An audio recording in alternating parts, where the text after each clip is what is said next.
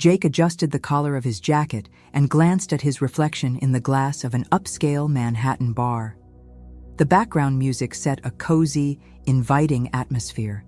The dim golden lights added warmth to the space, and right in front of him sat Emily, a woman who looked like she had stepped right out of his dreams.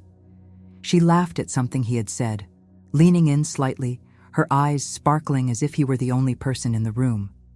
He felt like he was doing everything right. The conversation flowed effortlessly. They talked about traveling, growing up in small towns, and even debated the best brunch spots for a Sunday morning.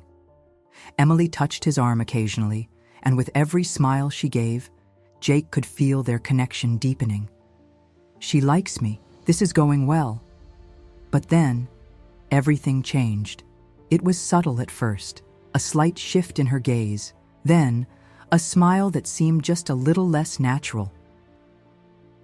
The energy between them started to fade, like a fireplace slowly losing its flame.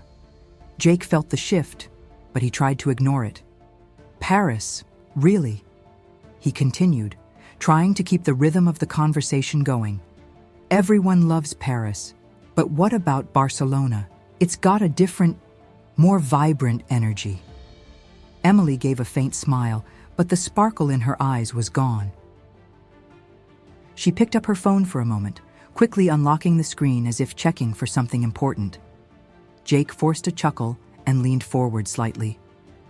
Anyway, he changed the subject, trying to bring back the initial excitement, but it was already too late. She leaned back in her chair and, in a slightly distant tone, glanced at her watch. "It's getting late. I have to be up early tomorrow." Her smile was still there, but now it was polite, formal. What had felt like the start of something promising had just turned into a casual goodbye. Jake forced a smile back and waved as she walked out of the bar. He stared at his glass, swirling the ice inside, feeling the weight of that silent rejection. What just happened? What did I do wrong? The next morning, Jake picked up his phone and saw Emily's name still at the top of his messages. He thought about waiting, but his impatience got the best of him. He typed out something casual.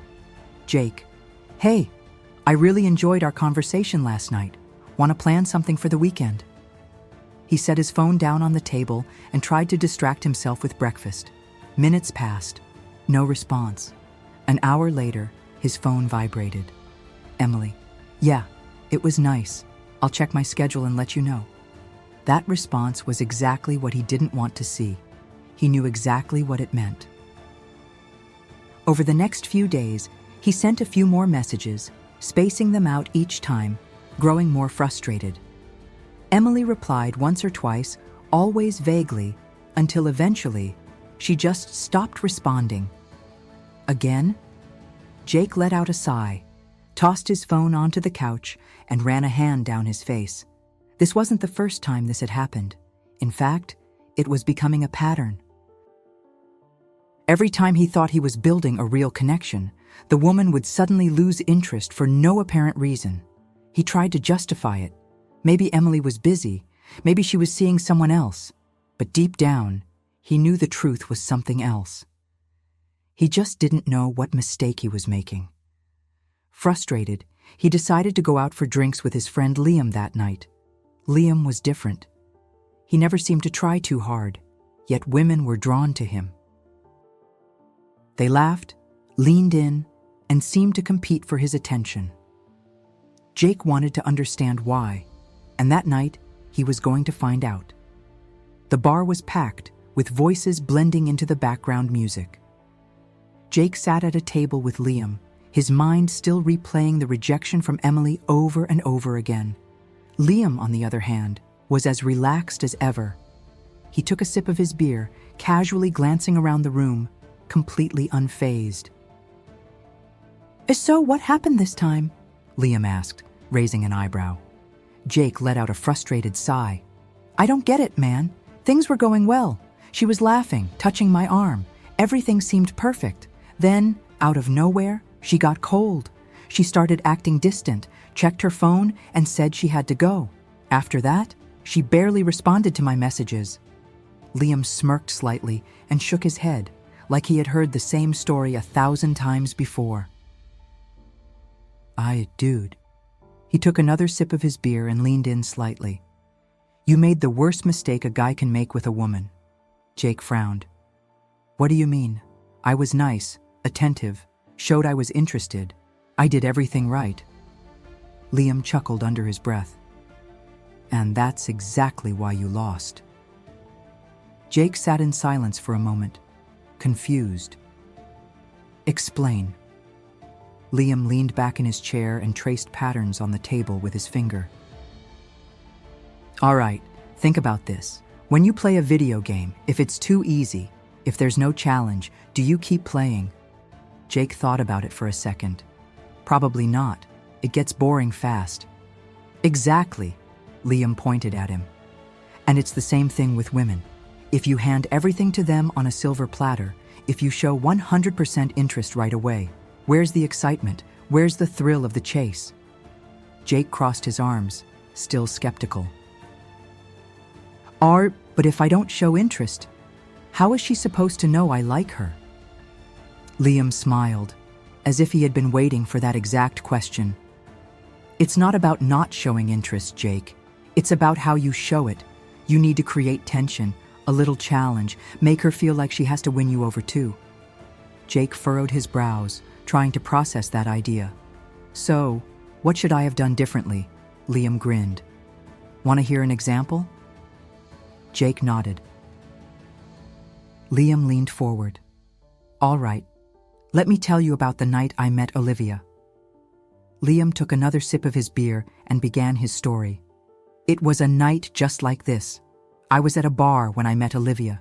Gorgeous, smart, full of energy. Jake listened carefully as Liam continued. The conversation was flowing smoothly, just like it always does. And then, she said something a lot of women love to say. My dream has always been to live in Paris. Jake smirked. Classic. Exactly. Now, guess what a guy like you would have said in that moment? Jake hesitated. I probably would have said that Paris is amazing and that I'd love to go there too. Liam tapped the table, as if proving a point. Exactly. You would have agreed, thinking that would bring you closer to her.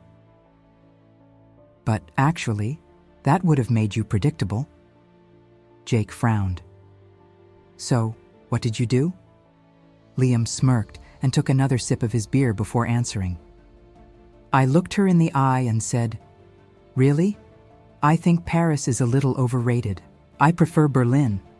Jake blinked, caught off guard. You disagreed with her? Yep. And guess what happened? Liam grinned. Her eyes widened, and she said, What? How can you not love Paris? Jake started to understand. She was intrigued. Exactly. Liam pointed at him. I created a challenge. Instead of just telling her what she wanted to hear, I made her want to convince me. I made her emotionally invested in the conversation. Jake leaned back in his chair, processing everything. And then what? Liam shrugged. Then, I kept it playful. I told her that maybe Paris was great, but she'd have to convince me. That made her put in effort to impress me. Jake chuckled. Damn, that's genius. It's just psychology, man. When you give someone the feeling that they need to earn your validation, they get more engaged. But if you just hand it over for free, they lose interest. Jake sat in silence, reflecting on all the times he had done the exact opposite. So, you never show too much interest right away? Liam shook his head. It's not about hiding interest. It's about how you express it. I show interest in a way that makes her feel like she has to put in some effort to keep my attention. Jake ran his hands through his hair. I've been doing everything wrong. Liam patted his shoulder. But now you know the truth. And the good news? You can change it starting today. Jake glanced down at his phone, where his unanswered messages to Emily still sat. Maybe It was time to change his approach. That night, Jake walked into his apartment, his mind spinning with everything Liam had told him. He tossed his jacket onto the couch, sat down, and picked up his phone. His fingers instinctively scrolled through his messages. There it was, his last conversation with Emily. Still no response. Liam was right. Jake always believed that being a nice guy was the key to winning a woman over. That showing interest, proving how much he liked her, and being available would naturally make her want him back. But now, he was seeing things differently. He thought back to all the other times this had happened. The pattern was unmistakable. Things seemed to be going great. He got excited and started showing more interest. The woman, who had seemed engaged at first, suddenly pulled away. He tried even harder, thinking that more effort would fix things. She distanced herself completely, and the connection disappeared. It was a cycle, one he hadn't even realized he was trapped in. But now, for the first time, he saw it clearly. He opened Instagram and saw a new story from Emily. She was out on a rooftop bar, laughing with her friends, drink in hand. She looked carefree, enjoying her night. She wasn't too busy, she just wasn't interested. That thought stung. But instead of feeling defeated, something inside him shifted. He was done being that guy. He wasn't going to beg for attention anymore. He wasn't going to chase after women who weren't investing in him. He needed to change. And now, he knew exactly how. The next morning, Jake woke up feeling different, focused, determined. Instead of reaching for his phone to check for a text from Emily, he deleted the conversation entirely. Then, he opened his dating app. He wasn't looking for Emily, he was looking for a fresh start. As he swiped, a profile caught his attention. Sophie, dark hair, piercing eyes, and a confident smile. She had that look of a woman who knew what she wanted. Jake exhaled slowly. This was his chance, a chance to test everything he had learned. Jake and Sophie's conversation started off casually, but this time, Jake did things differently. Instead of trying to impress her, he kept the conversation light and playful. "So, you're into horror movies?" Sophie asked. Jake smirked at the message. "Not really. Most of them are too predictable, but maybe you know one that would actually scare me?" Then, he put his phone down. No obsessively waiting for a reply. No staring at the screen, hoping for validation. A few minutes later, his phone buzzed. "Sophie. Seriously? Okay, challenge accepted. You have to watch Hereditary. If that doesn't scare you, nothing will." Jake smiled. It worked. She wasn't just responding, she was investing in the conversation. As they kept chatting throughout the day, Jake made sure to not reply instantly, not try too hard to keep the conversation going. Maintain an air of mystery and playfulness, and it was working. By the end of the night, Sophie was the one suggesting a meetup. "Sophie, this conversation is too good to keep over text. Let's grab coffee tomorrow." Jake read the message and felt something new, control. He wasn't scrambling to secure a date. She was asking him out. He waited a few minutes before responding. Tomorrow might work. "Let's see if you can convince me that horror movies aren't a waste of time." Sophie replied almost immediately with a laughing emoji. Jake set his phone down, leaning back in his chair with a smirk. This time, it was different. The next morning, Jake woke up without that familiar sense of urgency. No anxious phone checking, no overanalyzing past messages. He went about his morning routine, enjoying his coffee in peace. Then, his phone vibrated. "Sophie, good morning? Still up for coffee today?" Jake smirked. She was the one following up. This time, he didn't rush to reply. He took a sip of his coffee, let a few minutes pass, then finally typed, "Of course, but tell me, are you ready to defend horror movies today? Because I'm a tough audience." Sophie's reply came almost instantly. Sophie, "Oh, I love a challenge. You better be prepared." Jake could feel the shift in dynamic. She was investing in the interaction. Later that afternoon, he arrived at the cafe 5 minutes late on purpose. Nothing extreme, just enough to avoid looking overly eager. When he walked in, Sophie was already seated, scrolling through her phone. She looked up and smiled. "Thought you were going to stand me up for a second." Jake grinned as he took a seat. "I like to keep things interesting." Sophie chuckled, closing the menu. "All right, mystery man. Let's get to business. What horror movies have you seen? I need to know where to start." Jake noticed something. She was the one leading the conversation now. She was trying to impress him. Instead of chasing her attention, he had created space for her to seek his. For the first time, he wasn't overthinking or trying to say the right things. He was just being present, relaxed, and letting her work for his approval. By the time they finished their coffee, Sophie hesitated as she picked up her phone. "So, I was thinking, maybe you should watch Hereditary tonight." She bit her lip slightly, watching for his reaction. Jake smirked, seeing exactly what was happening.